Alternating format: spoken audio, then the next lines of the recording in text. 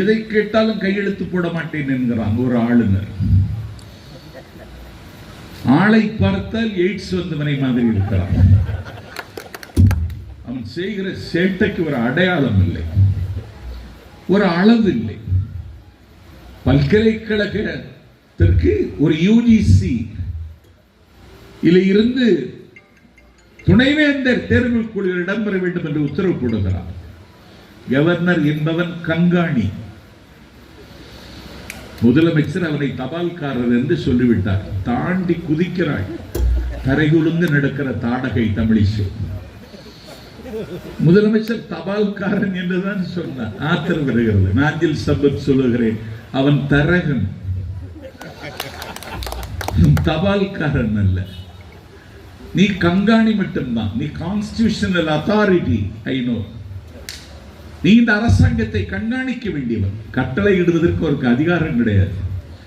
நாங்கள் போடுகிற சோறை தின்றுவிட்டு போக வேண்டிய புறம்போக்கு நீ.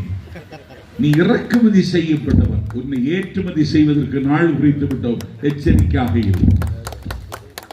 நீ ஏன் ஆதிக்கம் செலுத்துகிறாய்? தமிழ்நாடு என்று சொல்லக்கூடாது, தமிழகம் என்று சொல். நீ யார்? சாதியிலே, சாத்திர சந்தடியிலே, கோத்திர சண்டையிலே அபிமானித்து அலைகின்ற உலகீர் இது அழகலவே என்று வாடி வருந்தி பாடிய எங்கள் வள்ளலாரை சனாதன சிமிழுக்குள் அடைக்க பார்க்கிறாய். கால கிடப்பாரை தலை தூக்குவதே தர்மம் என்று ஆதிக்கத்தில் அழிந்து கிடக்கிற மக்களுக்கு தலைப்பாகை கட்டுவதற்கு உரிமையை வாங்கி தந்த வைகுண்டரை இன்றைக்கு நீ சனாதன கிடங்களே தள்ள பார்க்கிறாய்.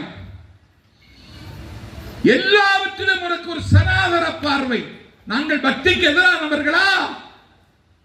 நாடாளுமன்ற உறுப்பினர் சொன்னாரே, நாங்கள் எந்த கோவிலுக்கு திருப்பணி செய்யவில்லை.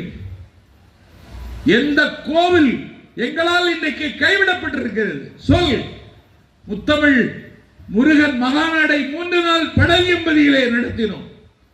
தமிழ்நாடு முழுக்க திருக்கோயில்களில் இன்றைக்கு அன்னதானம்.